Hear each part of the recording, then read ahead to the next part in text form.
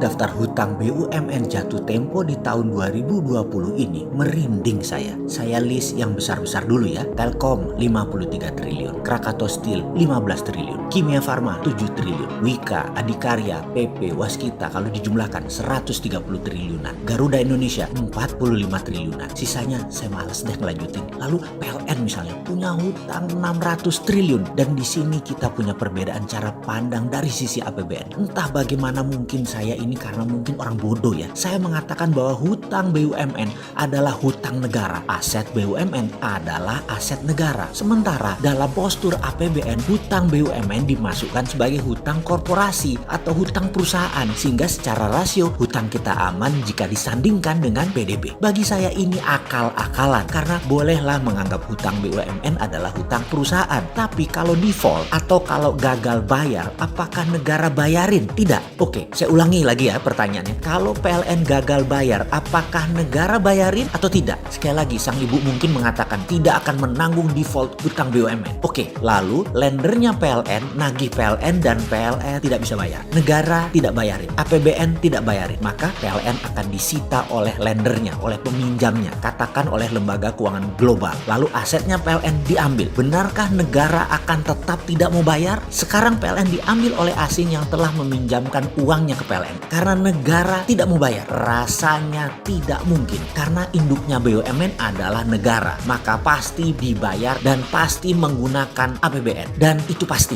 Harusnya hutang BUMN dimasukkan ke dalam APBN. Jujur, bagi saya pribadi, kalau benar pengelolaan keuangan negara mau jujur, BUMN adalah milik negara, masukkan hutang BUMN kepada APBN. Juga berikut asetnya dicatat di APBN. Inilah yang membuat saya jauh-jauh hari menyatakan ketidaksetujuan saya terhadap negara berbisnis. BUMN sebaiknya bukan kementerian. Yang kedua yang bikin saya mangkel lagi adalah urusan Konawe dan Morowali, yaitu tambang nikel di Sulawesi Tenggara. Memang di WA akhir-akhir ini ada tulisan beredar seakan-akan dari mantan menteri yang terdahulu, menteri senior yang memuji pertumbuhan ekonomi wilayah tambang nikel. Ada 50.000 tenaga kerja Indonesia di sana, di mana tenaga kerja asingnya yang dari Tiongkok itu hanya bekerja sektor konstruksi. Setelah selesai konstruksi mereka pulang. Investasi tumbuh dan pendapatan daerah menjadi tumbuh luar biasa. Begitulah dia menulis. Tadinya saya mau diam aja, tapi kok sepertinya jadi kayak bener tindakan itu. Ya terpaksa kita buka-bukaan lagi. Pertama saya minta izin dulu ya. Urusan tambang jangan ragukan pengetahuan saya walaupun hanya sedikit. Namun dua perusahaan tambang saya yaitu CaOH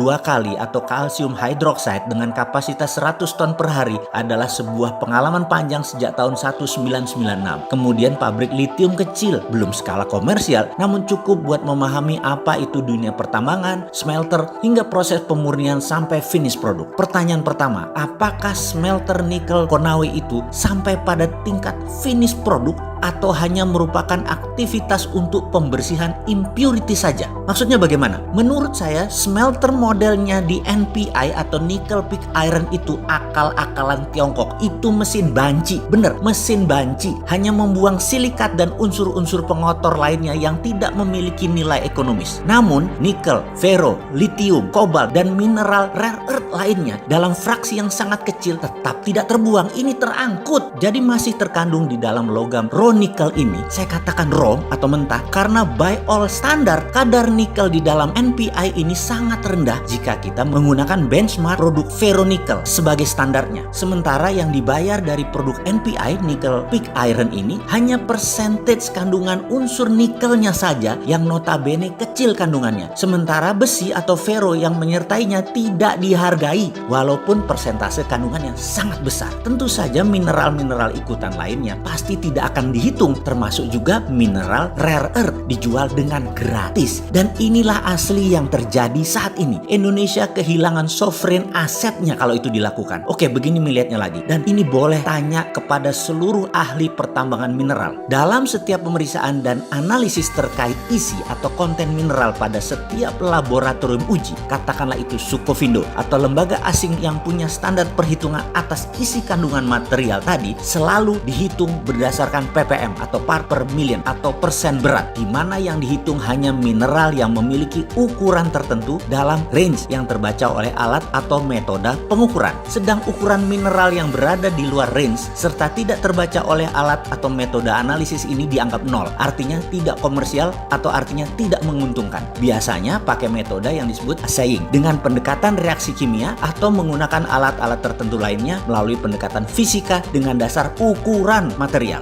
Pertanyaan sekarang, berani nggak menghitung konten material pakai EDAX sistem yang menggunakan spektrum warna? Di seluruh dunia, ketahuilah wahai pejabat yang terhormat, metode perhitungan isi kandungan mineral selalu menguntungkan pembeli. Karena itu mereka tidak pernah mau pakai sistem lain, maunya hanya menggunakan ukuran material saja sebagai dasar pengujian di laboratorium. Kita pemilik sovereign asset selalu dikadalin. Karena itu kalau saya sekali lagi dapat mandat nih, tak stop semua eksplorasi mineral ini. Tapi sebentar, jangan takut, nggak mungkin Sontoloyo ini dapat mandat. Ora minat belas, ambil tuh jabatan. Nggak pantas orang kayak saya ini. Jadi dalam hal ini, jangan bandingkan dengan 50.000 tenaga kerja Indonesia yang bekerja di sana. Lalu ada investasi 20 triliun sebagai sebuah kebanggaan. Pak, yang namanya investor duit 20 triliun itu ya harus balik. Kalau perlu beli pejabat, kalau perlu pejabatnya diajak masuk bisnis. Namun sebuah kepastian lain adalah aset kita, mineral kita, sovereign aset kita hilang karena silau dengan uang cepat itu pejabat. Kalau dari pendekatan income statement sekarang, kehadiran investasi asing merupakan subjek pajak dan royalti terkesan sangat menjanjikan. Namun coba lihat dari kacamata lain, untuk setiap material seperti biji nikel laterit ini, jangan hanya dilihat dari komoditi dagang atau trade commodities. Coba lihat dari kacamata mineral strategis. Mineral strategis pendekatannya bukan komoditi dagang yang dicatat sebagai revenue dalam income statement negara, tapi dicatat sebagai sovereign asset yang ada di balance sheet negara. Kalau dicatat sebagai sovereign asset, manfaat nikel di Morowali dan Konawe bukan untuk 50.000 orang, tetapi buat 5 juta manusia Indonesia.